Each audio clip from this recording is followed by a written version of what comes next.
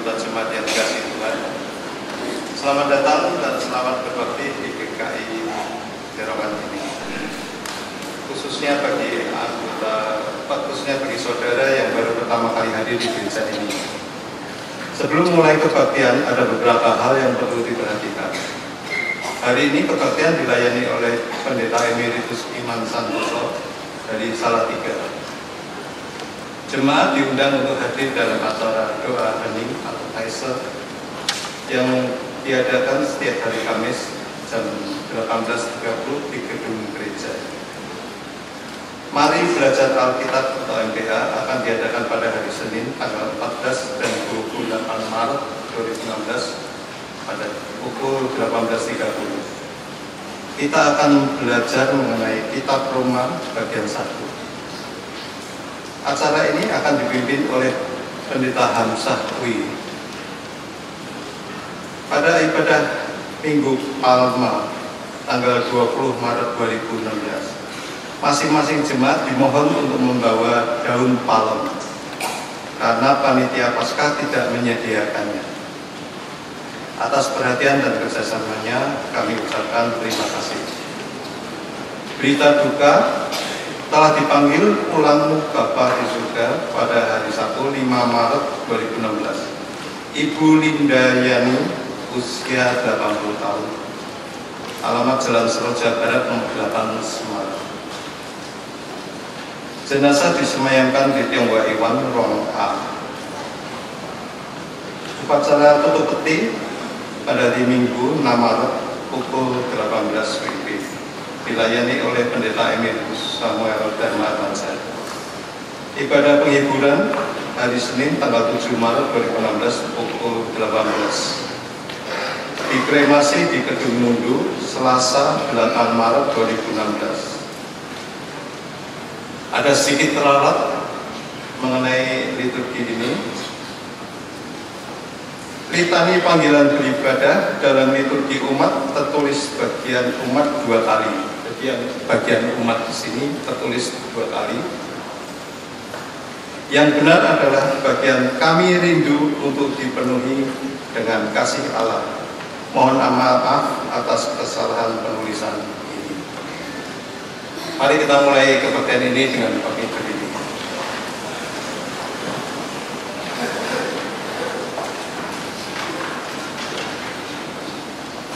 Pada saat kita berhimpun di sini, kita percaya bahwa kasih Allah yang tak berkesudahan melingkupi setiap kita yang beriman kepadanya.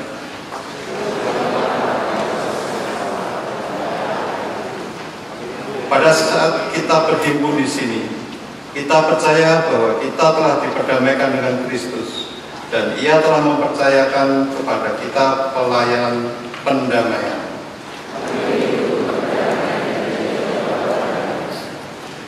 Pada saat kita berhimpun di sini, kita percaya Allah yang agung kasih-Nya telah mengampuni kita, maka kita dipanggil untuk saling mengampuni.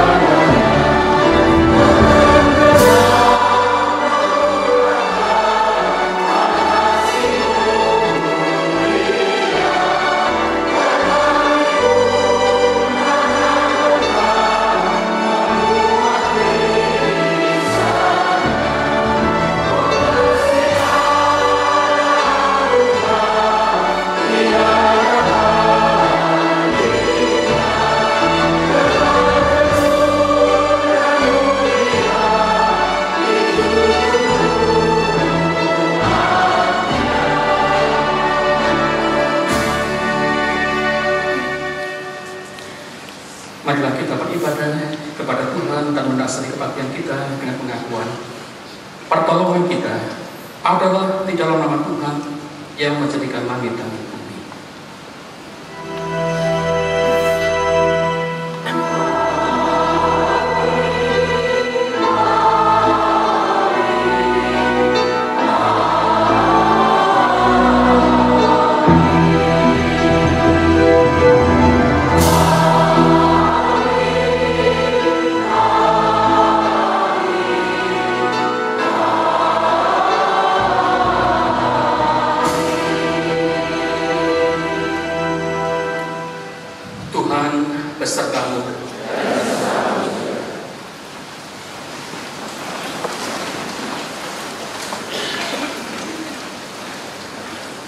Selamat pagi, jemaat yang dikasih Tuhan. Kita bersyukur bisa beribadah lagi pada hari ini, memuji Tuhan dan menerima sabda Tuhan. Adapun tema kebaktian kita hari ini adalah saling mengampuni dalam kerahiman Allah. Kita akan bersama-sama merenungkan tema ini dalam pelayanan firman. Nanti kiranya Tuhan memberkati. Dan sebagai nas pengantar dalam ibadah kita, saya bacakan Kolose 3 ayat yang ke-13 yang berkata demikian. Sabarlah kamu seorang terhadap yang lain, dan ampunilah seorang akan yang lain apabila yang seorang menaruh dendam terhadap yang lain. Sama seperti Tuhan telah mengampuni kamu, kamu perbuat jugalah demikian. Mengingat bahwa kita tidak selalu bisa melakukan firman Tuhan, sebelum kita melanjutkan kebaktian ini, mari kita datang di dalam doa pengakuan dosa kepadanya. Beri kesempatan kepada semua untuk mengakui dosa secara pribadi.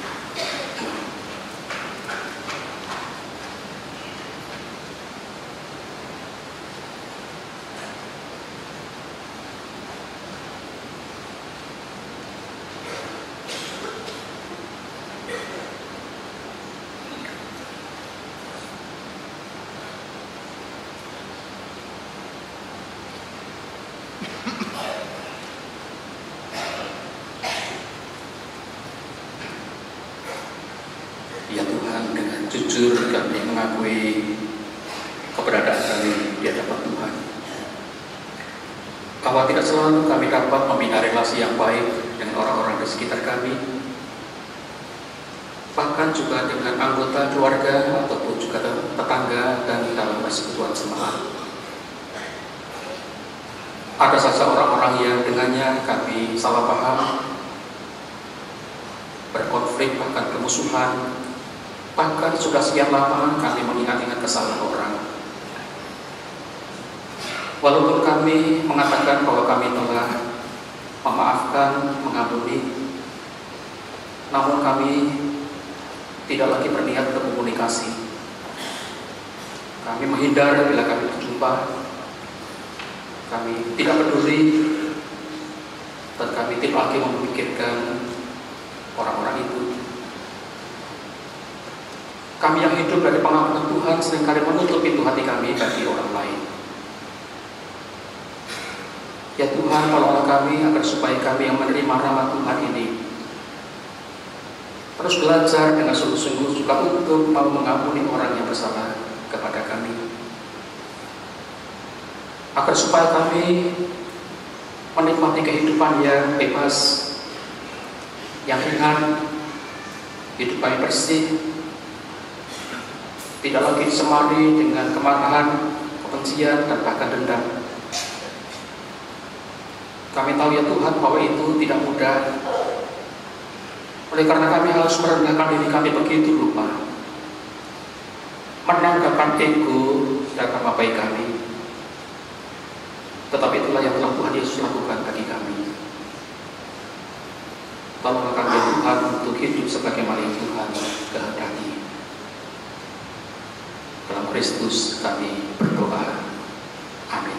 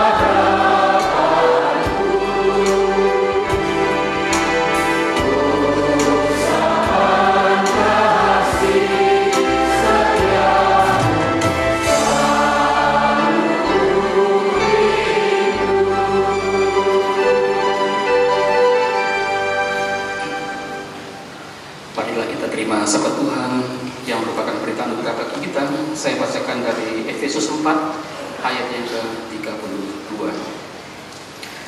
Tetapi hendaklah kamu ramah seorang terhadap yang lain, penuh kasih mesra dan saling mengampuni, sebagaimana Allah di dalam Kristus telah mengampuni kamu.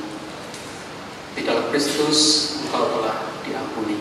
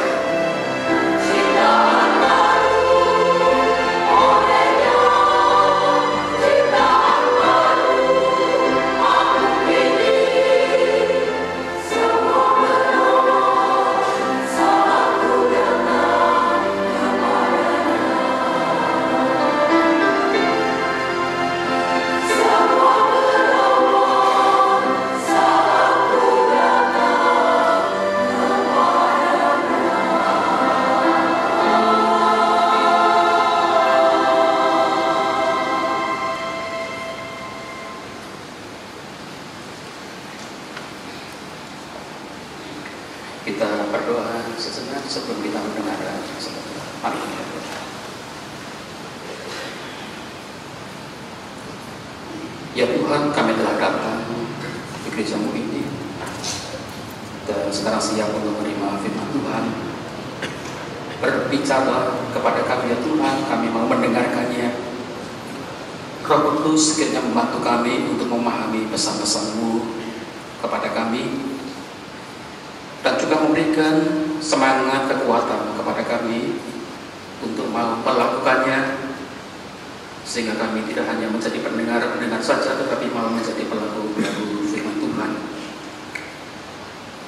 Barangkali pesan-pesan firman-Mu bukan barang baru bagi kami.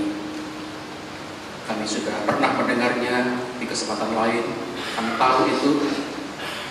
Namun kami percaya bahwa firman Tuhan akan menyegarkan kembali ingatan kami dan juga panggilan kami untuk hidup sebagaimana kehendak Tuhan. Oleh karena itu berseberlah ya Bapa, kami anak-anak-Mu siap untuk mendengarkannya. Dalam nama Kristus, firman Allah yang hidup, kami berdoa. Amin.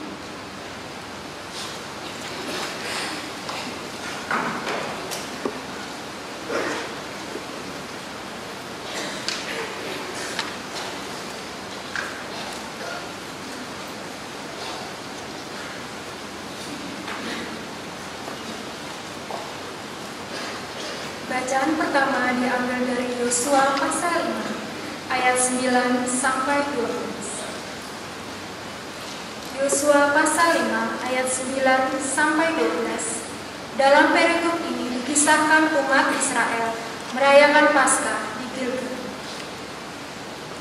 Beginilah firman Tuhan. Dan berfirmanlah Tuhan kepada Yosua, hari ini telah kuhapuskan celah Mesir itu daripadamu.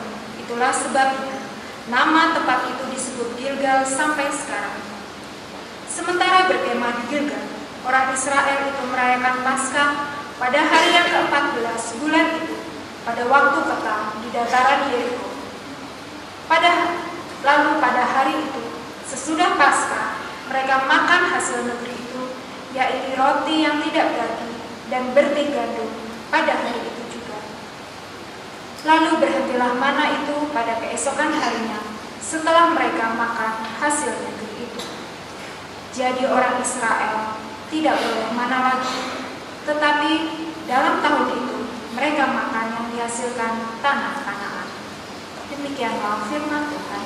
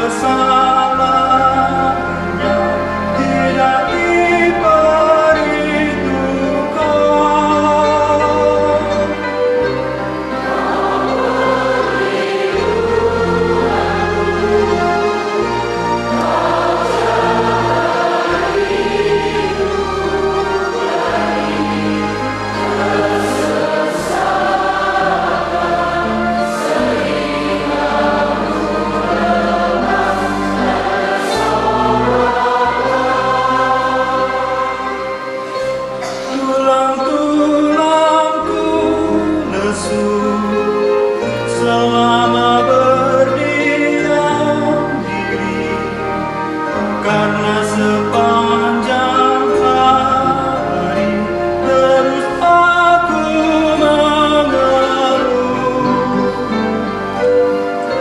karena siang malam tanganmu menekanku,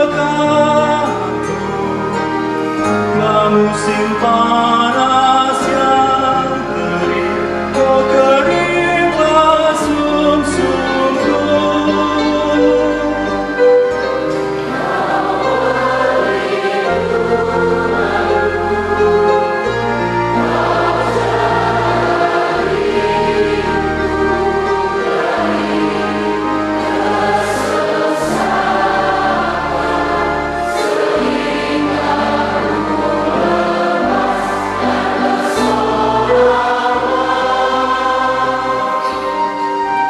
Kuungkapkan dosaku, tidaklah ku sembunyikan.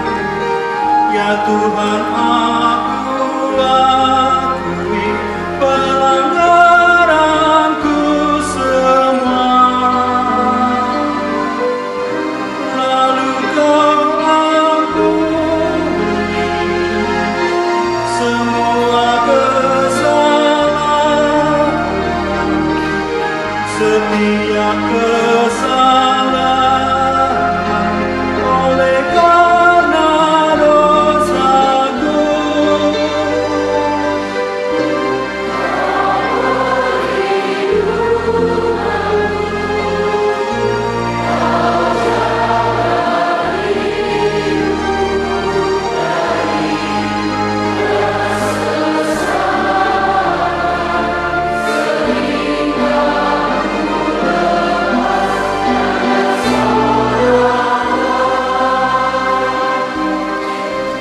Orang-orang yang saleh, berdoalah kepadamu selagi engkau dapat ditemui umatmu. Maka sesungguhnya di waktu datang banjir, terjadi banjir yang besar, itu tak melandanya.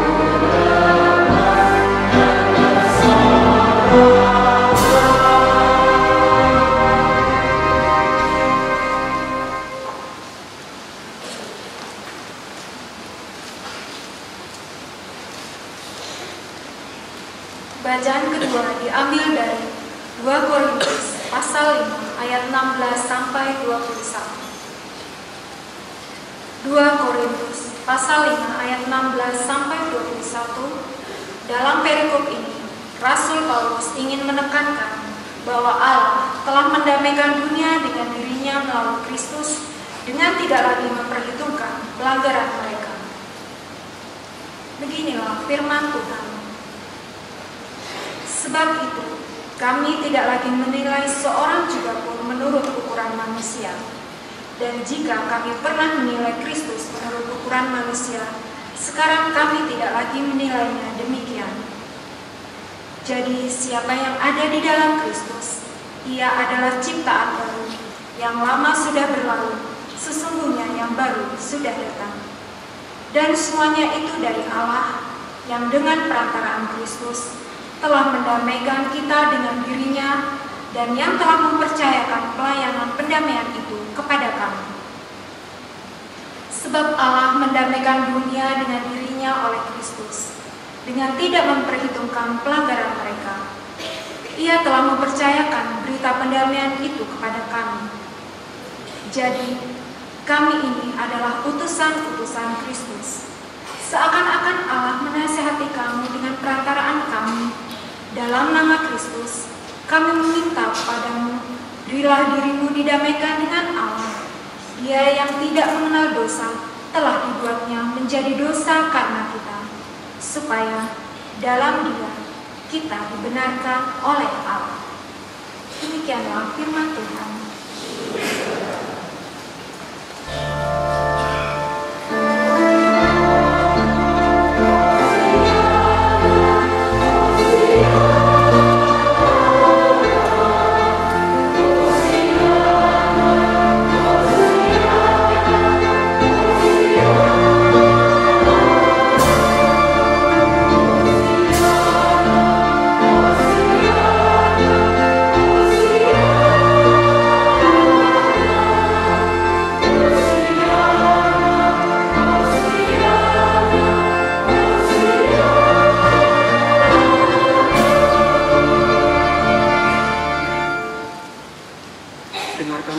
Injil Yesus Kristus menurut Lukas 15 ayat 1 sampai 3 dan ayat 11 sampai dengan 32.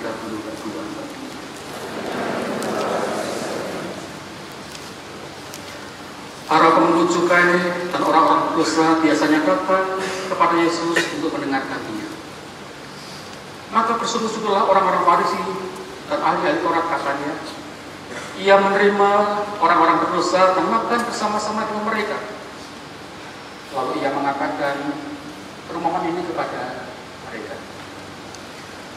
Ada seorang mempunyai 2 anak laki-laki. Kata yang bungsu kepada ayahnya, "Bapa, berikanlah kepadaku bagian harta milik kita yang menjadi hakku." Lalu ayahnya membagi-bagikan harta kekayaan itu di antara mereka. Beberapa hari kemudian anak bungsu itu menjual seluruh bagian itu lalu pergi ke negeri yang jauh. Di sana ia memboroskan harta miliknya itu dengan hidup berfoya-foya. Setelah dihabiskannya semuanya, timbullah bencana kelaparan di dalam negeri itu dan ia pun mulai melarat. Lalu ia pergi bekerja pada seorang majikan di negeri itu. Orang itu menyuruhnya ke ladang untuk menjaga babinya.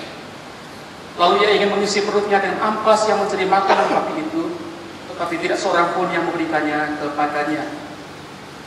Lalu ia menyadari keadaannya, katanya, "Betapa banyaknya orang upahan papaku yang berlimpah-limpah makanannya, tetapi aku di sini mati kelaparan.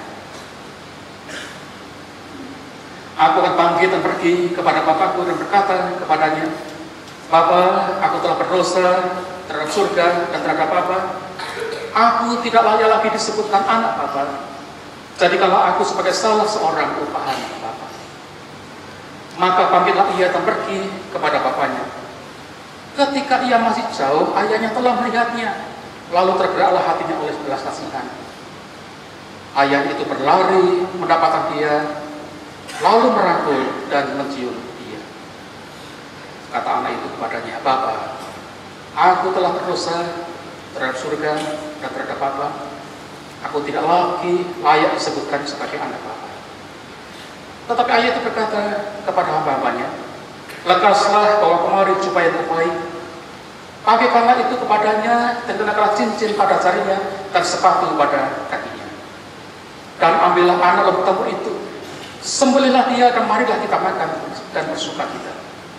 Sebab anakku ini telah mati dan menjadi hidup kembali. Ia telah hilang dan dapat kembali. Maka mulailah mereka bersuka cita." Tetapi anaknya sulung berada di ladang. Dan ketika ia pulang dan dekat rumah, ia mendengar bunyi seruling dan nyanyian tari-tarian. Lalu ia memanggil salah seorang hamba dan bertanya kepadanya, "Apa arti semuanya itu?" Jawab hamba itu, "Adikmu telah kembali, dan ayahmu telah menyembelih anak lembu tambun, karena ia mendapatnya kembali dengan sehat." Maka marahlah anak sulung itu, dan ia tidak mau masuk. Lalu ayah keluar dan berbicara dengan dia. Tetapi yang menjawab ayahnya, katanya, "Telah bertahun-tahun aku melayani Bapa, dan belum pernah aku melanggar perintah Bapa. Tetapi kepadaku belum pernah Bapa memberikan seekor anak kambing untuk bersukacita dengan sahabat-sahabatku. Tetapi baru saja datang anak Bapa yang telah memboroskan harta kekayaan Bapa bersama-sama dengan pelacur-pelacur. Maka Bapa menyembelih anak rebutan itu untuk dia. Kata ayahnya kepadanya, anakku, engkau selalu bersama-sama dengan aku, dan segala kepunyaanku adalah kepunyaanmu. Kita patut bersukacita dan bergembira karena Adon telah mati dan menjadi hidup kembali. Ia telah hilang dan dapat kembali.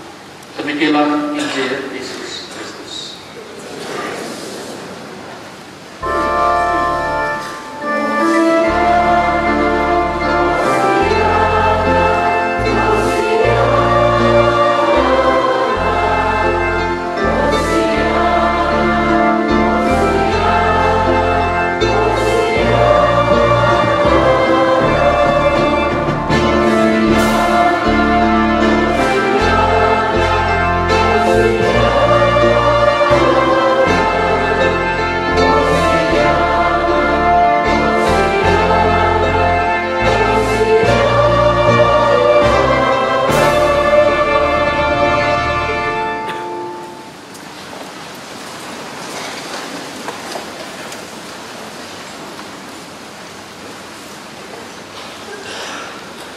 Saudara, ada sebuah ungkapan yang barangkali tidak asing bagi kita.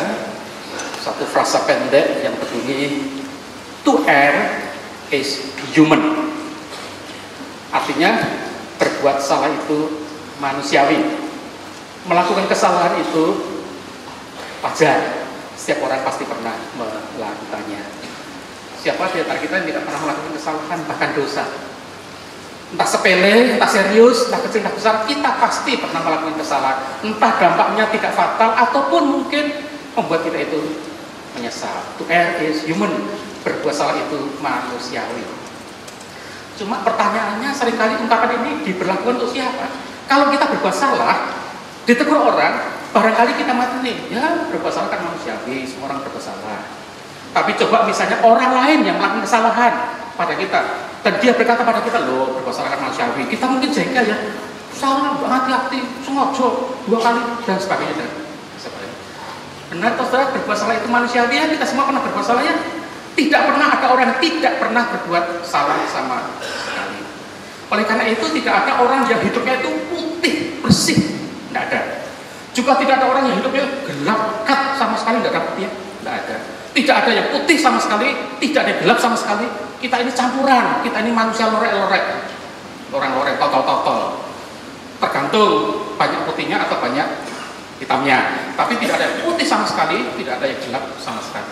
Dan setelah kalau kita perhatikan, makin kita itu tambah umur, tambah tua, itu kesalahan kita itu makin sedikit, makin berkurang, makin banyak. Bisa tidak kita itu melakukan banyak kebaikan, nanti hitung-hitungan di akhirnya hidup saya itu. Saya banyaknya sekian ratus ribu, sekian juta, jeleknya sekian. Jadi kalau lebih banyak baiknya, saldo, kalau kita ini selamat. Tapi kalau jahatnya lebih banyak, defisit, kita masuk neraka. Apakah begitu? Enggak ya? Setiap hari kita melakukan kesalahan, dan perbuatan baik kita tidak bisa menghapus dosa kita di masa lalu. Jadi makin tambah umur, dosa kita makin banyak. Ini kalau begitu, jemaat yang hadir ini siapa ya yang paling banyak dosanya ini? Nah, tidak usah mencari kiri kanan, ya. Itu kalau sudah ngarani gitu, tambah satu lagi nih dosanya ya, menghakimi orang lain. Biarlah masing-masing kita itu sadar. Jadi makin umur itu dosanya makin banyak. Makanya kalau orang mengatakan itu orang baik kok mati tuh, orang mengatakan biar dosanya tidak tambah banyak, gitu ya. Dia dicintai Tuhan dan sebagainya dan sebagainya. Nah, saudara sekalian, bagaimana sih nasib kita sebagai orang berdosa di hadapan Tuhan besok? Kalau kita ini banyak dosanya, dan kita pasti akan dihukum karena dosa-dosa kita. Nah, tema ibadah kita ini menyinggung soal pengampunan dan panggilan untuk kita supaya saling mengampuni dalam kerahiman Allah. Dan teks Injil ini sangat jelas mengisahkan tentang apa artinya pengampunan itu, apa artinya kasih itu. Ini kisah anak hilang ini luar biasa indah, menginspirasi banyak orang. Seniman Rembrandt pernah membuat lukisan yang sangat indah tentang The Prodigal Son ini, tentang anak yang hilang ini. Banyak drama-drama di gereja juga menampilkan ini ya. Ada anak muda, foya-foya dan sebagainya itu. Ini sangat indah sekali. Martin Luther sangat terkesan dan mengatakan ini itu Injil di dalam Injil, kabar baik di dalam firman Tuhan. Luar biasa bagusnya. Dalam Lukas 15 ini ada 3 sebetulnya perumpamaan tentang yang hilang-hilang itu. Yang pertama tentang domba yang hilang, yang kedua tentang dirham yang hilang, dan yang ketiga tentang anak yang hilang bagian kita pagi ini. Semuanya hilang, tapi semuanya ditemukan lagi dan semuanya mendatangkan sukacita kembali. Ini pesannya sangat penting. Tidak lain dan tidak bukan tentang orang yang dipulihkan, diterima lagi dan diampuni dosa dan kesalahannya. Saya kira cerita ini kita sudah populer ya. Kadang-kadang kita membaca terlalu cepat, kurang merenungkan dan kurang menangkap pesannya itu apa. Ini kan ceritanya tadi tentang 2 anak. Ada orang punya 2 anak. Anak yang kecil, yang bungsu ini bilang sama papahnya, "Pak, itu bagian warisan saya mana? Saya minta sekarang." Alkitab tidak bercerita panjang lebar. Menanggapi itu, ayahnya segera memberikan. Tapi sudah coba kita imajinasikan dalam praktek, pengalaman praktis. Kalau ada orang, ayahnya masih sehat, anaknya bilang minta harta warisan, itu kira-kira apa yang dibayangkan ayahnya ya? Oh, bisa-bisa ngamuk ya, papa belum mati, rebutan bondo. Lalu mati papanya ya, karena sedih. Alkitab tidak bercerita itu, ayah segera memberikan kata bagian anak itu tadi. Kita tidak tahu kenapa anak ini minta hartanya sekarang. Bisa jadi, kita boleh menduga, dia ingin berusaha, dia ingin bekerja mandiri, dia ingin mencoba dewasa, jauh dari papa itu seperti apa, mungkin begitu. Tapi ternyata keadaan tidak berjalan seperti harapan. Ternyata ketika dia punya banyak uang, dia segera pergi jauh dan kemudian berfoya-foya sampai uangnya habis, dia jatuh melarat. Sudah begitu, tempat dia tinggal itu ternyata ditimpa bencana kelaparan. Sudah begitu, dia pengen bekerja, tidak ada yang mau menerima dia. Akhirnya dia bekerja sebagai penjaga babi dan makanannya makan makanan ampas babi itu. Ini sengsara bin menderitanya. Orang Yahudi sama babi tidak mau, ini mau makan makanan atau ampas dari babi itu. Ternyata hidup jauh dari bapak itu menimbulkan penderitaan. Ternyata terpisah dari bapaknya itu malah mendatangkan kesengsaraan. Di tempat yang jauh itu dia melarat, hanya makan sisa makanan ampas babi itu. Lalu Injil bercerita lebih lanjut. Lalu ia menyadari keadaannya. Terus dia mikir-mikir, di rumah bapakku orang upahan berlimpah-limpah makanannya, tetapi aku di sini mati kelaparan. Oleh karena itu, aku akan bangkit pulang berkata pada bapak saya, "Bapak, aku telah berdosa terhadap surga dan Bapak, tidak layak lagi disebutkan sebagai anak Bapak, jadikan saja salah seorang upahan Bapak." Sudah perhatikan baik-baik ya, apa yang membuat anak ini sadar. Dia kepingin pulang itu bukan karena sudah kangen bapaknya, enggak, tapi kangen makanannya itu loh. Di rumah bapakku orang upahan berlimpah-limpah makanannya. Aku di sini anaknya malah mau mati kelaparan. Jadi motivasinya pulang itu cukup rendah ini. Dangkal, tidak kangen bapaknya enggak. Coba kalau dia kekenyangan, dia sukses di sana, mungkin tidak pengen pulang ya. Ketika dia menderita seperti itu, baru dia kangen bapaknya dan pengen pulang. Motivasinya sangat dangkal. Urusan makan saja, bukan urusan kangen sama bapaknya. Ya, tapi apapun juga itu yang nanti mendorongnya dia pulang. Makanan yang sepele itu mengantarnya pada pertobatan. Aku akan bangkit. Ayat 18. Ayat 20 mengatakan, maka bangkitlah ia. Ini bagus juga nih. Niat baik tidak sekedar diangan-angan, tapi dilakukan. Saudara, belajar dari anak ini kita bisa belajar ya. Kita pernah punya niat baik. Wah, banyak sekali ya. Di awal tahun itu resolusi kita baik-baik ya. Saya mau baca Alkitab, maka tidurlah saya tidak baca Alkitab ya. Saya tahun ini mau menguruskan badan. Nanti tahun depan, bagian tahun baru, resolusi pertama, saya juga mau mengurusi badan. Mengurusi itu maksudnya biar tambah besar. Jadi hidup kita terlalu banyak niat-niat, keputusan-keputusan. Hidup kita setumpuk notula, tapi tidak dilaksanakan. Program gagal, dilanjutkan lagi tahun depan ya. Mengulang-ulang kesalahan yang sama. Anak ini bertekad, aku akan bangkit. Ayat 18, ayat 20, maka bangkitlah dia. Lalu dia berkata, Bapak, aku berdosa terhadap surga dan Bapak. Seterusnya, di mana keindahan Injil ini? Ketika dia mau pulang, ayat 5 mengatakan, ketika ia masih jauh, ayahnya telah melihatnya. Ini kalimat singkat tetapi luar biasa loh. Ketika ia masih jauh, ayahnya telah melihatnya. Kok bisa? Ayahnya kan sudah tua, masih jauh lagi. Kok bisa melihatnya? Apalagi pasti penampilan putranya beda sama waktu pergi dulu kan. Dulu necis, rapi, sehat, gagah. Mungkin bawa koper.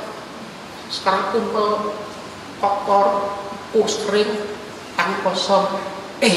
Kok begitu ayahnya telah melihatnya. Ini jangan-jangan bukan mata fisik yang bisa melihat, tapi mata batin. Yang rindu terus itu ada orang sepele seperti itu. Itu anak saya. Ketika ia masih jauh, ayahnya telah melihatnya. Dan kok iya pas anaknya pulang, ayahnya di depan pintu. Kok empasimen? Atau jangan-jangan itulah yang dilakukan oleh ayahnya setiap hari. Setiap hari dia keluar rumah, cuma ngambilkan anaknya terus. Anak saya di mana ya? Kabarnya seperti apa? Moga sukses. Ayahnya selalu rindu. Dan hari itu terjadilah pertemuan itu. Ketika dia masih jauh, ayahnya telah melihatnya. Telah melihatnya lalu bagaimana? Apa? Memalingkan wajah? Anakku borak seperti mukanya. Ternyata kita mengatakan, lalu ia berlari mendapatkannya, merangkul dan mencium dia. Terus lihat, itu luar biasa juga loh. Ayahnya sudah tua, tertatih-tatih berlari, merangkul dan mencium anaknya. Ini baunya kayak apa? Tidak lagi wangi seperti waktu pergi, tidak. Baunya bau kandang babi itu tuh enggak enak sama sekali. Tapi kok mau-maunya ya? Ayahnya berlari, merangkul dan mencium dia. Barangkali saya mengatakan, lawang anaknya kok belum dulu, saudara. Jangankan menghabiskan harta bapaknya. Coba kita sebagai bapak-bapak yang ada di sini. Anak kita tuh kalau mecahkan gelas saja kita marah-marahnya luar biasa. Kalau buci kesayangan kita, HP kita jatuh pecah, apa kita merangkul, mencium dia? Kalau kita berikan dia motor baru, loh kok jalan kaki, motornya hilang Pak, merangkul, mencium dia? Enggak, minggat sana kan. Biar motornya hilang, anaknya hilang sisa gitu kan? Enggak. Ayahnya ini berlari, merangkul dan mencium dia, dan tidak ada cara lain kecuali mengatakan, inilah yang namanya pengampunan itu. Inilah yang namanya cinta kasih yang tulus itu. Pengampunan yang memperbarui, pengampunan yang melegakan, yang membuat hari baru, dan yang melegakan si anak ini. Ketika anak berkata, Bapak, aku berdosa, tidak usah dengar. Dia setelah perintah pada pegawainya, ambil jubah terbaik, pakaikan kepadanya. Gelandangan pakai seperti ini anak saya, jubah terbaik. Pasang cincin, pakai sepatu, ambil lembu tambun, pesta. Anakku hidup, anakku mati, bangkit lagi. Anakku hilang, sekarang saya dapat kembali. Hari itu sungguh-sungguh menjadi hari yang penuh pembaruan hidup. Anak ini diterima lagi dengan penuh cinta kasih dan pengampunan. Paulus mengatakan, ini adalah ciptaan yang baru. Tidak lagi hidup sebagai orang kelaparan seperti itu, tapi diterima kembali sebagai anak Bapa. Saudara, pengampunan itu sangat melegakan dan membuat bahagia. Orang yang tidak diampuni hidupnya sengsara. Pemazmur 32 mengatakan apa? Berbahagialah orang yang diampuni dosanya, yang pelanggarnya ditutupi. Berbagai orang kesalahan tidak diperhitungkan Tuhan, dan yang tidak berjiwa penipu. Orang yang jujur mengaku dosa diterima oleh Tuhan, diampuni, hidupnya lega dan bahagia. Ini benar. Banyak orang Kristen yang tidak menghayati pengampunan Tuhan karena mungkin juga tidak jujur mengaku dosa di hadapan Tuhan. Hanya kalau orang jujur dia akan mendapatkan pengampunan. Saudara, kita perlu yakin bahwa Tuhan telah mengampuni dosa kita, lalu kita menjadi orang yang sungguh-sungguh berbahagia. Banyak orang yang merasa hidupnya itu selalu dihantui rasa dosa di masa lalu. Dulu pernah berdosa, terus saja tidak pernah tenang hidupnya. Itu berarti tidak menghayati pengampunan Tuhan. Martin Luther pernah mengatakan begini, saudara. Orang yang tidak percaya pada pengampunan Kristus berarti dia lebih percaya kepada kata-kata iblis. Sangat tajam ya. Orang yang tidak percaya kepada pengampunan Kristus, pada hakikatnya dia lebih percaya pada kata-kata iblis yang menuduh kita terus, kamu berdosa, kamu berdosa, kamu berdosa. Oleh karena itu, kalau kita punya beban dosa di masa lalu, dan kalau kita sudah mengaku dengan jujur, yakinlah Tuhan sudah mengampuni itu. Berbahagialah, dosanya ditutupi, tidak diperhitungkan Tuhan. Asal syaratnya yang tidak berjiwa penipu, maksudnya jujur ngomong, akui dosa dengan sungguh-sungguh. Anak itu pulang kembali dan berkata, aku telah berdosa terhadap surga dan terhadap Bapa. Pemazmur juga mengatakan, selama aku berdiam diri, ayat 3, tidak ngomong pada Tuhan, tidak jujur mengakui dosa saya, tulang-tulangku itu terasa lesu, tanganmu menekan aku dengan berat, hidupmu mengeluh saja terus. Ayat 5 mengatakan, dosaku kuberikan kepadamu, tidak kusembunyikan, lalu kau mengampuni aku karena kesalahanku. Dosa yang diakui pasti akan diampuni oleh Tuhan. Hutang yang sudah dilunasi tidak perlu dibayar lagi, bukan? Coba kalau saya itu utang sama saya, dan saya bilang, Pak, utangnya lunas, tidak usah bayar. Tapi kalau tiap kali ketemu saya, berkata, tanya, Pak Iman, utang saya gimana? Loh, kan sudah saya lunasi. Oh, sudah tahu. Besok pagi ketemu lagi, tanya lagi. Pak Iman, utang saya tengah dilunasi. Tenang, masih. Minggu depan ketemu lagi, Pak Iman, utang saya sudah betul-betul dianggap lunas kok. Mbok, jengkel saya. Tidak percaya sama saya gitu ya. Luther berkatakan, orang yang tidak meyakini pengampunan Kristus, dia lebih percaya kepada kata-kata iblis yang selalu menuduh kamu itu orang yang dosa, banyak dosanya. Umat Israel juga diampuni dosa oleh Tuhan. Celah Mesir sudah saya hapuskan. Sang anak sudah menerima pembaruan hidup, hidupnya jadi baru, dengan jubah baru, dengan cincin, dengan sepatu baru, pesta disambut meriah oleh bapaknya. Tapi kisah belum selesai. Masih ada tokoh lain yang muncul di akhir permohonan ini, yaitu sang kakak. Kakaknya baru di ladang. Ketika dia mau pulang, dia dengar ada tari-tarian, ada nyanyian. Dia tanya pada pegawainya, itu ada apa di rumah? Oh ini Tuhan, ada pesta. Adik Tuhan telah kembali. Bapak menyambut dengan pesta, disembelihkan lembu tambun. Dan kita mengatakan, lalu marahlah anak ini. Kenapa dia marah? Adiknya loh itu. Kenapa dia marah? Bapaknya sampai keluar, membujuknya masuk. Ayo nak masuk. Itu loh adikmu. Sudah kurang lagi, didapat. Ayo saatnya kita bersukaria. Tapi kakaknya mengatakan apa? Bapak, bertahun-tahun aku melayani Bapak. Tidak pernah sekalipun aku melanggar perintah Bapak. Tapi kepada saya tidak pernah diberikan tanakan lembu tambun, anak kambing untuk berpesta dengan teman-teman saya. Tapi lihatlah, anak Bapak itu, perhatikan ya kata-kata ini, dia tuh sampai tidak mau loh menyebut adik saya, tidak mau. Dia menyebut dengan identitas sama anak Bapak itu loh, bukan, tapi adik saya enggak ya. Ini orang tua benci gitu ya, nyebut namanya nggak mau ya. Kamu, oh jangan sebut lagi, ya baju merah itu lagi nih. Anak Bapak itu yang telah memboroskan harta Bapak, memboroskan pelacur-pelacur, pulang sekarang kok disambut dengan pesta yang seperti itu. Wah, saya tidak mau. Bapaknya sedih.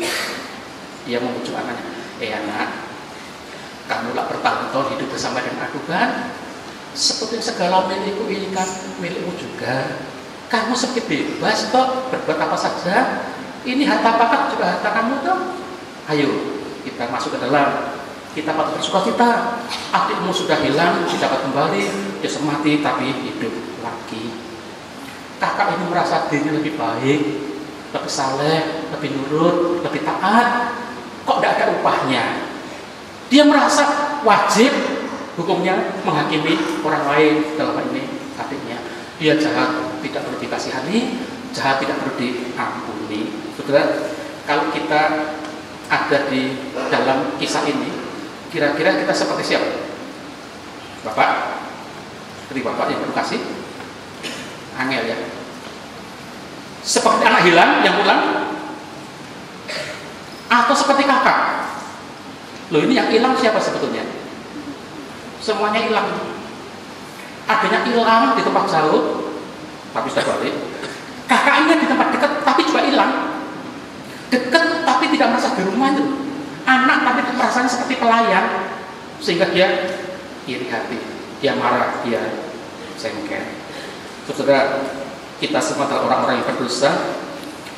Oleh karena itu, tidak pantas bagi kita selalu merasa lebih baik dari orang lain. Jangan pernah kita melihat orang lain lalu menghakimi dan berkata mereka itu perlu disingkirkan. Kita semua hidup dari anugerah Tuhan. Kita juga perlu saling mengampuni satu dengan yang lain seperti tema kita ini. Ada 3 yang perlu kita renungkan dalam tema kita. Yang pertama, tidak bisa tidak, dosa, kesalahan harus diakui dan disesali, minta pengampunan dari Tuhan. Yang tidak berjiwa penipu, kata pemazmur, dosaku beritahu kepadamu, kesalahanku tidak disembunyikan, lalu engkau mengampuni kesalahan karena dosaku. Anak hilang itu sadar, ngaku dosa, dia diterima kembali. Demikian juga kita ya. Kalau kita sadar, jangan cuma ingin, tapi ya dilakukan. Ingin berbuat baik, tapi tidak pernah dilakukan. Kita tahu kita sesat, segera balik. Sudah. Kalau kita tahu masuk jalan yang salah, naik mobil ya, kok kita bukan ke Solo nih, kita tahu ke jalan yang salah, segera balik. Kenapa? Kalau tidak segera balik, diterus-teruskan, lalak salah tengah atau sudah kaduan itu. Jadi kalau kita begitu tahu sesat, segera kembali kepada Tuhan. Jangan ngeteni kesasar dulu ya. Ini kita bukan kesesatan nih, kita bukan nih. Tapi kok terus lalak tengah itu bukan ke Jakarta, konyol itu ya. 1 langkah kita salah, hanya perlu 1 langkah kita kembali. 1000 langkah kita salah, perlu 1000 langkah kita kembali. Dan seringkali sangat sulit. Orang Kristen anggota jemaat yang bolos sekali, baktian, bukan karena sakit, bukan karena ada tugas ya, tapi bolos. Minggu depan harus balik ya. Jangan mikir bolos ya tak apa-apa nih, toko ya biasa saja. Lalu minggu depan bolos lagi. Nanti setahun mau balik itu sulit itu. Sudah kadung megah. Setahun masih bisa balik, dilok ke temennya, dengaran ketok, hilang lagi itu. Dosa tidak bisa tidak harus diakui. Tidak perlu banyak niat-niat dan resolusi-resolusi, sudah terlalu banyak resolusinya itu ya. Ampuni.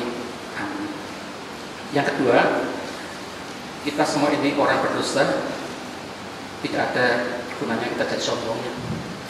Orang yang pakainya necis bisa jadi lebih sadis daripada orang yang pakainya sederhana. Ya? Orang yang namanya klimis ternyata dia koruptornya, ya? Berdasi, pakai jas, tapi dia orang yang jahat. Orang yang kita rajin ke gereja bisa jadi loh dia dosanya banyak, cuma ada ketahuan.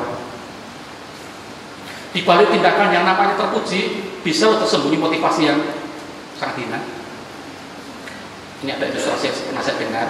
Mudah-mudahan ini cuma cerita, cuma ilustrasi, cuma karangan, tidak terjadi sungguh ya. Ilustrasinya begini. Ini ada seorang wanita tukang susila, wanita BTS ya, wanita tidak baik, masuk gereja. Andai kata kita tahu dia itu wanita tukang susila, terus kebaktian jejer kita, duduk di bangku kita, itu kira-kira sudah bukan selamat pagi mbak atau gimana kira-kira? Kita tahu itu wanita tukang susila, kita akan kenal itu kan wanita tidak benar.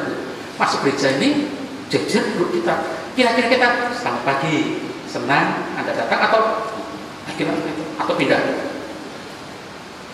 Nah ceritanya wanita ini mendengarkan khotbah pendeta, tapi minggu depan tidak ada lagi. Si pendeta tahu itu wanita itu minggu lalu datang Kok saya tidak kelihatan lagi? Dia penasaran, tanya orang kampung, tanya orang jalan, kenapa tidak sama mbak itu yang wanita itu masuk? Kenapa pendeta di mana itu rumahnya sana? Diparani. Sampai ketemu rumahnya, biasa ngomong, loh mbak, 2 minggu lalu kan kelihatan gereja. Iya pak pendeta. Lah kok minggu depan tidak kelihatan? Saya malu pak pendeta. Tidak usah malu, kita sama-sama orang berdosa, semua kita berdosa. Yang di gereja itu orang berdosa semua. Minggu depan datang lagi ya? Enggak, saya nggak datang. Nggak usah malu. Saya malu Pak Pendeta. Kenapa kok nggak malu? Dan dia mengatakan, saya malu Pak Pendeta karena di gereja saya ketemu banyak langganan saya. Mudah-mudahan ini cuma cerita, tapi pemuda-pemuda ganteng bersih-bersih itu ternyata langganannya si wanita itu. Kita semua berdosa dan tidak ada hak bagi kita untuk menghakimi orang lain. Saudara, kita perlu menjaga hati kita bersih ya. Sebuah suku kecil di Afrika itu menganggap hati kita seperti segitiga yang runcing yang ditaruh orang Tuhan pada diri orang. Nah, segitiga ini menjaga hidup orang supaya bersih. Jadi kalau orang itu berbuat salah, misalnya mencuri, maka segitiga ini berputar, menggores, menimbulkan rasa sakit. Jadi orang di Afrika itu tahu itu. Jadi kalau dia mencuri, kambing tetangganya menggeser pagar, itu tidak enak rasanya, menggores. Nanti dia berbuat lagi, fitnah, gores lagi, gores lagi. Pokoknya tiap kali berbuat salah, hati nurani yang runcing itu berputar, menggores, menimbulkan rasa tidak enak. Tapi jangan lupa, sambil berputar, sambil menggores, ujungnya terkikis sedikit demi sedikit ya. Gores, tumpul sedikit, tumpul. Kalau terlalu sering menggores, berbuat salah terus, dosa terus, lama-lama tidak runcing tapi jadi bundar gitu. Nah sudah bundar penak tuh, terus. Orang yang tak pernah mencuri sekali itu deg-degan loh, walaupun tidak ketahuan ya. Muncul lagi, nah sudah lama, ser ya. Koruptor itu sudah tidak kerasa lagi, bahwa mencuri uang negara orang itu salah, jahat. Makanya tampil di TV masih cengenges kurang ajar itu. Ya saya itu tiap kali ikut soal koruptor sangat muak itu. Itu orang kalau garis tidak jejak itu, miring. Barang negara kok jadi pribadi itu salah masuk ya, kreditnya tidak jelas. Jadi kalau saya di gereja mendengar khotbah masih bisa kerosok, marah, tersinggung, jangan benci sama pendeta kayak rasanya aku tadi. Jangan. Itu artinya surat itu masih peka, ditegur dosanya masih kerosok, sepura pena ya, suruh berdamai sama istri, itu masih pena. Lain soal kalau sudah khotbah, sekarang ngomong apa, sekarang dikatakan sudah ser-sernya. Jadi jangan memusuhi pendeta ya. Dia disuruh Tuhan untuk menegur umatnya kan. Jadi kalau sudah masih kosong, tersinggung, marah, bersyukurlah Tuhan, saya masih kenal, hati saya masih lembut, menggores masih sakit, tapi bepot banget, dan kape ngomong gitu. Yang ketiga sekalian, kita dipanggil sebagai berdosa untuk saling mengampuni demi kemurahan Allah, kerahiman Allah. Kita mengampuni bukan karena kita lebih baik, ada lagunya ya, mengampuni lebih sungguh gitu kan. Tuhan lebih dulu mengampuni kepada dia. Kita mengampuni karena Tuhan mengampuni saya. Saya mengampuni demi Tuhan yang telah menebus dosa saya. Saya mengampuni demi Tuhan. Demi Tuhan. Karena Tuhan mengampuni saya, demi Dia saya mau mengampuni orang baik. Doa kami itu kalau kita hayati juga menakutkan loh. Doanya bilang apa? Ampunilah kesalahan kami seperti kami mengampuni orang yang bersalah kepada kami. Itu kok semacam syarat. Ya Tuhan, ampuni saya ya, seperti saya mengampuni. Kalau kita belum mengampuni, doanya macet.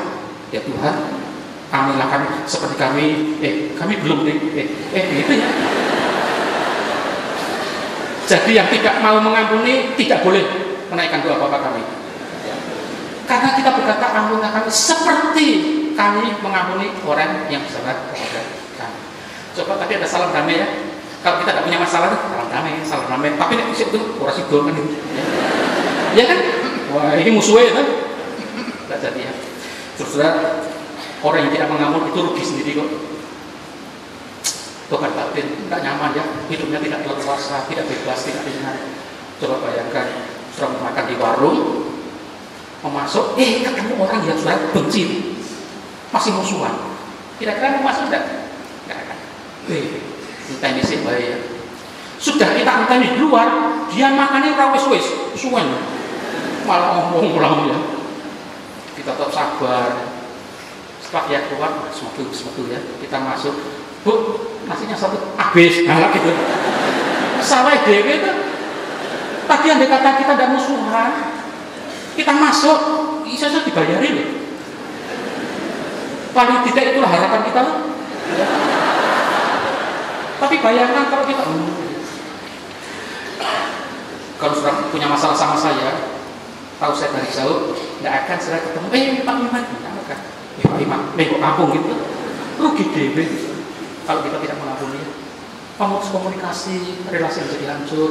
Padahal Tuhan telah mengampuni kita terkadang saling mengampuni. Apa tandanya kita sudah mengampuni? Mungkin peristiwanya menyakitkan tidak kita lupakan, tapi mengingat itu kita tidak perih lagi di hati. Itu seperti kalau tangan saya luka kena pisau 10 tahun yang lalu, sudah sembuh kan? Tapi meninggal bekas, ada kelitnya. Itu kalau orang tanya, Pak Iman tangannya apa pada kelitnya? Iya, ini dulu kena pisau. Saya masih ingat itu. Kok bisa? Saya bawanya tidak hati-hati lalu progres. Tapi sudah sembuh. Nah, apa saya bisa bilang begini sama Mas? Kamu ini mengingatkan saya. Perih lagi loh nih kok ini kayak gitu.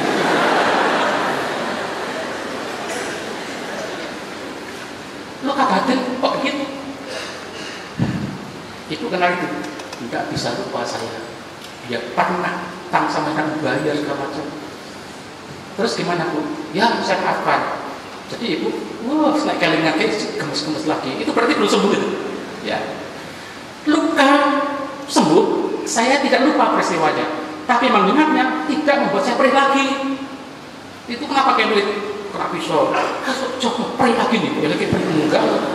Tapi kenapa kita mengingat orang lain masih sedih lagi, masih jengkel lagi, berarti belum sembuh. Dalam sebuah retreat yang saya ikuti, pemimpin retreat mengatakan begini, mari kita belajar mengampuni orang. Sekarang dengan sikap doa, tutup mata, Anda ingat-ingat pengalaman yang tidak menyenangkan, orang yang sangat menyakiti hati Anda. Coba ingat-ingat itu. Lalu pemimpin retreat mengatakan siapa yang masih menyimpan dendam dan siapa yang tidak. Dan ketika selesai berdoa itu, pemimpin itu mengatakan, Bapak, Ibu ini masih menyimpan dendam. Kok tahu? Ternyata si pemimpin itu orang yang masih punya dendam, mengingat kesalahan orang lain. Itu waktu kita tenang gitu, ngeleng-ngeleng orang yang jatuh, itu wajahnya jadi jadi doanya itu tidak musuh, tidak tenang, tidak teduh itu loh. Berdoa tapi tidak teduh karena apa? Tidak terjebak dalam tapi kelingan sama orang. Jadi disuruh mengingat-ingat pengalamannya. Itu aja belum sembuh ya.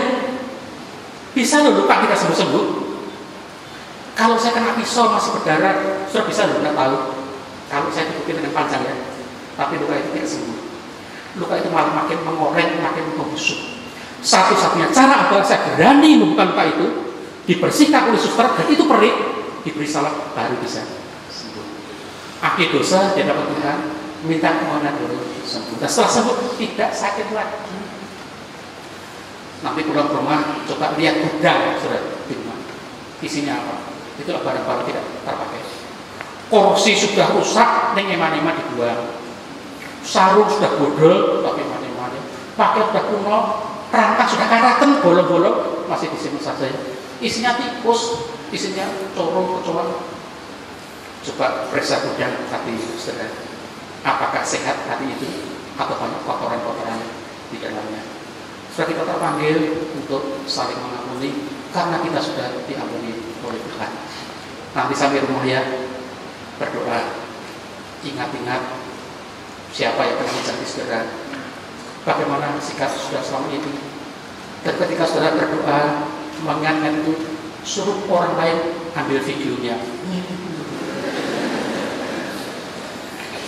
Inilah tema kita hari ini. Selamat berjuang, Tuhan memberkati kita. Amin.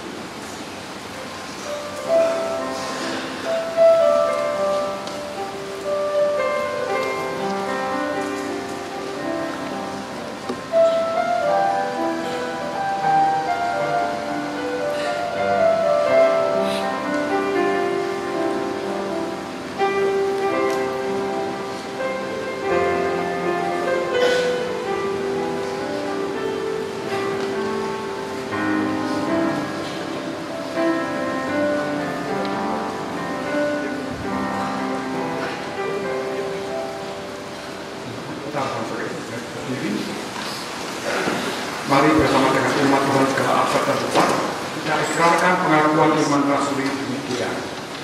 Aku percaya kepada Allah, Bapa yang Maha Kuasa, Khalik langit dan bumi, dan kepada Yesus Kristus, Anaknya yang tunggal Tuhan kita, yang dikandung dari Roh Kudus, lahir dari anak darah Maria, yang menderita sengsara di bawah pemerintahan Pontius Pilatus, disalibkan, mati dan dikuburkan, turun ke dalam kerajaan maut.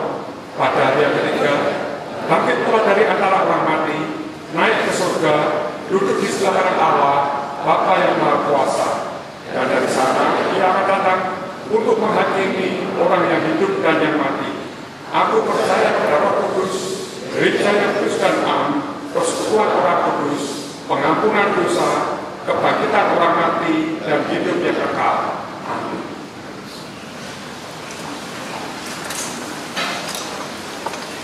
Mari kita menaikkan doa siapa kita. Kami bersyukur Tuhan, oleh karena kami hidup di dalam anugerah kemurahan Tuhan, pengampunan Tuhan yang luar biasa. Padahal kami Bapa sudah tadi juga hidup berdamai, mengampuni orang lain. Kami tahu itu tidak gampang, ada harga diri yang harus kami tinggalkan, ego, nama baik yang selama ini kami pegang erat, biarlah kami boleh melepaskan itu, supaya kami boleh mengampuni orang yang melakukan kesalahan pada kami, sama seperti Tuhan telah mengampuni kami. Ya Tuhan, kemurahan-Mu kami mohon. Kami berdoa bagi persekutuan jemaat Tuhan di sini, bagi semua aktivis-aktivis yang lain Tuhan. Tidak tertutup kemungkinan sekali waktu kami mengalami salah paham, kami bentrok, kami konflik, bahkan kadang-kadang membuat salah seorang berhenti dari pelayanan untung karena tidak bisa menerima perlakuan orang lain, kami sulit memaafkan, sehingga pada akhirnya pekerjaan Tuhan terbengkalai. Berikanlah kepada kami ya Tuhan hati yang penuh dengan cinta kasih. Kami terus mengingat kasih Bapa kepada anak yang hilang itu, yang mau kembali dan sambut dengan segera menemukan hidup baru, ciptaan yang baru, hidup dengan penuh dengan kebahagiaan. Kami berdoa bagi semua pelayan Tuhan, bagi para pendeta, para penatua, anggota badan pelayanan, siapapun yang ikut ambil bagian dalam pelayanan, Tuhan memberkati kami semua. Dan kemurahan-Mu kami mohon.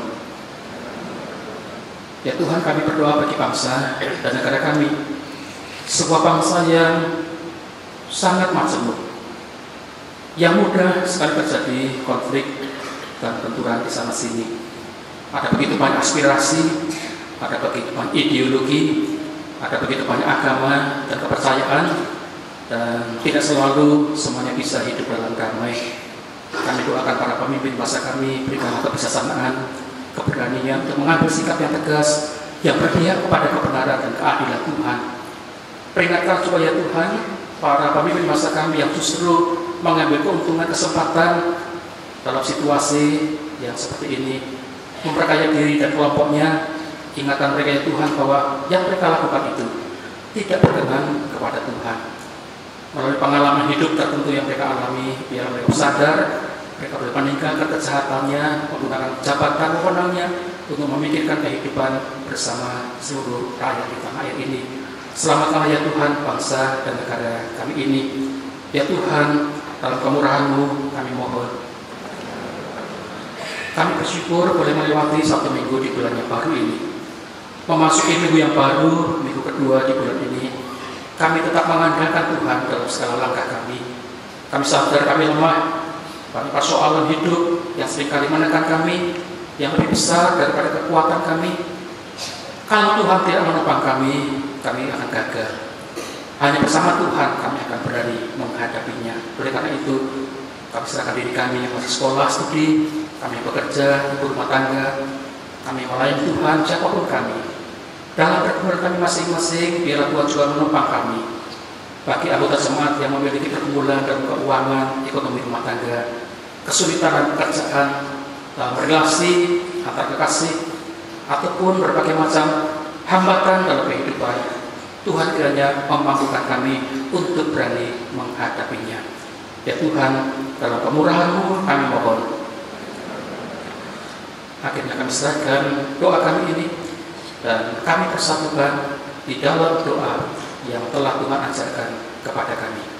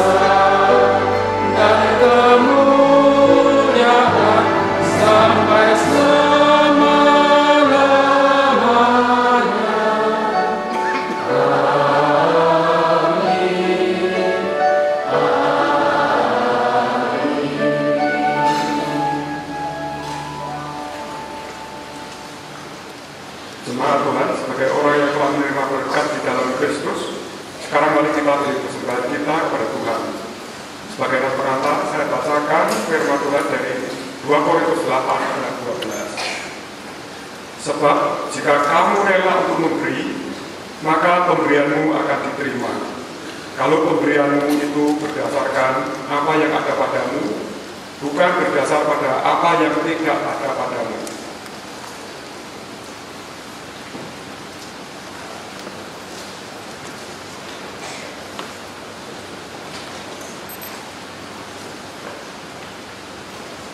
Mari kita berdoa. Tuhan adalah Bapa kami yang ada di dalam surga. Bapa, kami mengucap syukur atas segala pemberian-Mu yang telah mencukupkan kebutuhan kami selama sepekan yang lalu. Ajar kami untuk rajin mengucap syukur, sehingga kami boleh bisa mengerti apa kehendak-Mu. Sebentar kami ingin memberi persembahan padamu. Kuduskan persembahan kami agar layak dipergunakan untuk gereja-Mu dan menjadi berkat bagi sesama kami. Terima kasih Bapa. Semua doa ini kami panjatkan atas nama Putra-Mu yang tunggal, Tuhan kami Yesus Kristus. Amin.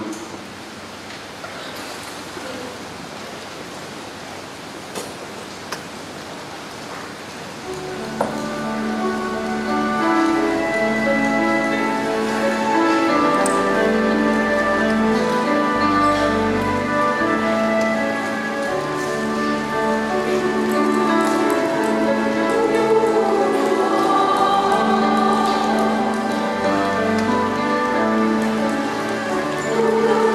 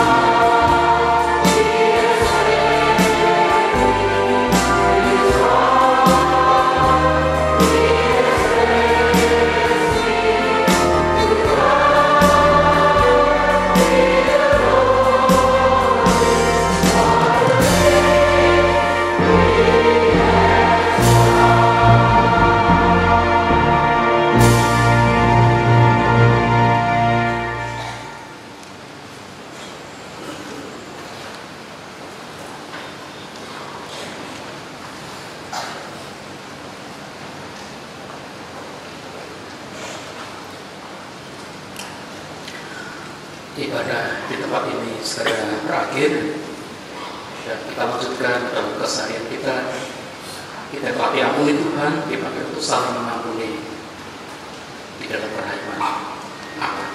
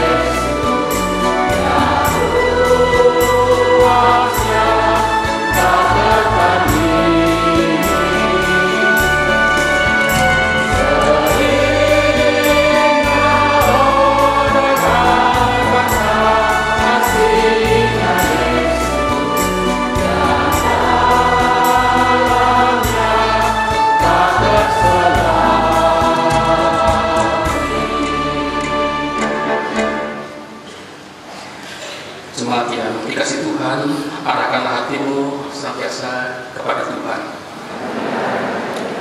Dan terbilang saksi Kristus, terpujilah Tuhan. Tuhan memberkati engkau dan melindungi engkau. Tuhan menyinari engkau dengan wajah-Nya dalam memberi kasih karunia. Tuhan hadapkan wajah-Nya kepadamu dan memberikan kepadamu damai sejahtera.